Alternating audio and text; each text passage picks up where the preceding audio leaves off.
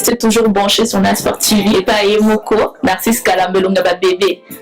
Anou la été, l'ongaba bébé. Donc, Azala, pour Makambo qui n'a bien. Narcisse Kalamba, Narcisse Kalamba, Narcisse Kalamba, Narcisse Kalamba, Narcisse Kalamba, Nasport TV. Bonjour, c'est Gudi, le depuis Kinshasa pour le compte de Nasport TV. Et j'ai le réel plaisir de recevoir pour vous ce matin quelqu'un qui vient de la Suisse. Il s'agit bien entendu de Narcisse Kalamba, qui est le patron de Nasport TV. Et je signale que sur ce plateau ou dans la salle, dans l'auditoire, on a Romain Mouya qui nous vient des USA, de New York précisément, et on a M. Henri qui nous vient des États-Unis également. Bonjour M. Romain Mouya, c'est lui, Romain Mouya, il vient des États-Unis. Bonjour. Et ça fait combien de temps depuis que vous avez quitté? Depuis 6 jours. Depuis 6 jours que vous êtes ici. Exact. Et depuis longtemps, vous n'êtes plus revenu au pays. Je suis revenu en décembre, je fais juste 3 mois et je suis reparti. Et comment vous êtes ici, si on peut le savoir? Pour des petites affaires privées. Ah, des petites affaires, et comment vous avez trouvé le pays? Bon, le pays, ça va, on est habitué. Ça va, et dites-nous, comment est-ce que ça se passe là-bas, la vie? La vie, elle est assez bonne pour les enfants. Elle est assez bonne pour ceux qui se sont intégrés. Ah ouais, justement. Ils vivent à la calculette. Est-ce que vous comptez un jour rentrer au pays et venir investir ici et rester pour toujours si ça ne passe pas loin? D'ici décembre. Vous allez J'avais rien pour toujours. Forever. Ok, d'accord. Et vous êtes vous comprenez avec moi qu'ici il y a de l'argent, sauf qu'on n'a pas des investisseurs. Nous avons un problème d'organisation et de gestion du pays. En dehors de l'Afrique et particulièrement de la RDC, vous avez beaucoup appris. Je pense qu'il est temps de revenir parce que le chef de l'État prône, a besoin des expertises de tout le monde pour que le pays émerge. Bon, je ne suis pas encore arrivé au niveau des investissements. Je fais mes petites affaires privées. Bon, pourquoi pas? Bien, un mot à l'intention de tous ceux qui vont suivre ce matin partout dans le monde, parce que je rappelle que nous sommes dans Nasport TV. Courage. Battez-vous pour le pays. Battez-vous pour le pays. Merci. Un message en lingala. La bossana. Ah, ça c'est bon. Et c'est vrai, Bisgama Pigozan. Wamba Mochiluba. Igara Ibile. Nous invitons à présent messieurs Henri qui va nous parler je crois d'où il vient, en quelques mots, comment ça se passe la vie de l'autre côté. Écoutez, ce sont des gens qui ont commencé à travailler depuis un moment. Et ils ont amené le développement où il est. C'est pour nous une source d'inspiration pour que nous fassions l'effort afin que nous puissions atteindre le niveau que nous avons atteint aujourd'hui. Pour y arriver, nous devons travailler. Je sais que vous n'êtes pas politicien, mais que pensez-vous de la révolution de la modernité? Oui, l'idée elle est bien, mais il y a trop de chantage autour.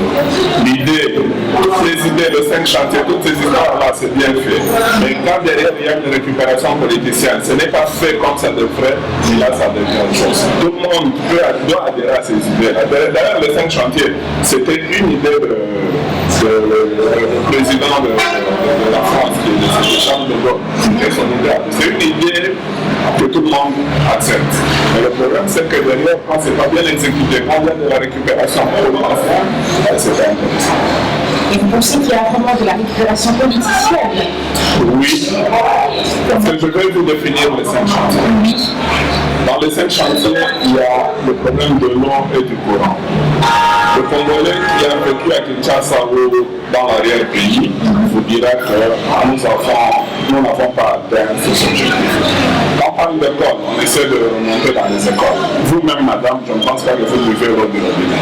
Quand on parle de l'eau potable, c'est-à-dire on ne va pas voir les magasins qui pilulent et qui vendent de l'eau vive, de l'eau en bouteille. On devrait, comme en Europe, comme partout, comme aux États-Unis, vous ouvrez votre robinet et vous buvez votre eau. Je ne pense pas que oui, de l'eau potable. Je ne pense pas que dans la salle ici, il y ait quelqu'un qui boit de l'eau du robinet directement. Le Coran, on n'essaie pas de regarder un match de foot. Moi, je suis fan de Real de Madrid. À chaque fois que chez moi, je suis en ma campagne. C'est un quartier, on va dire, résidentiel. Déjà là-bas, je ne sais pas regarder un match de foot de 90 minutes de façon ininterrompue. Chaque fois, ce sont des coupures de courant et tout. Ce côté-là, il n'y a pas de réussite.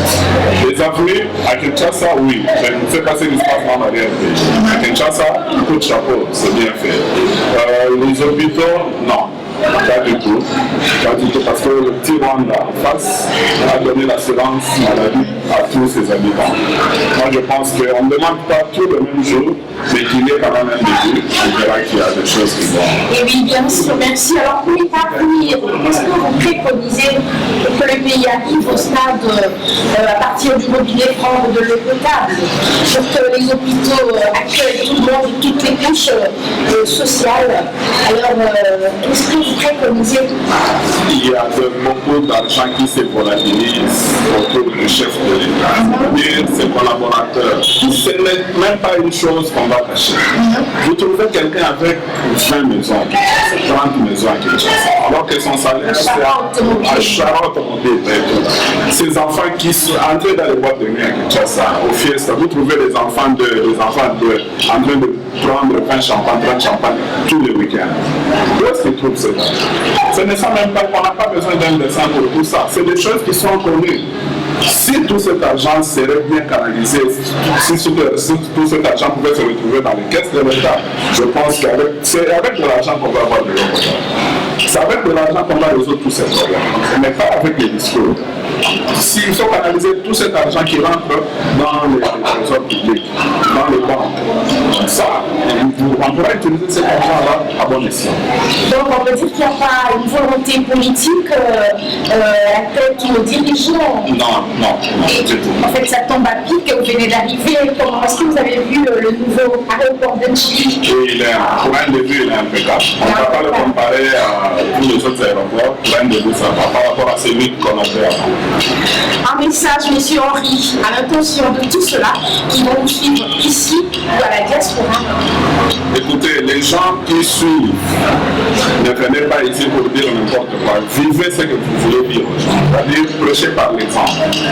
Mais venez pas raconter des histoires aux gens quand vous êtes aux affaires, vous pensez faire autre chose. Ça, c'est pas intéressant. Même votre conscience ne sera pas touchée. Voilà.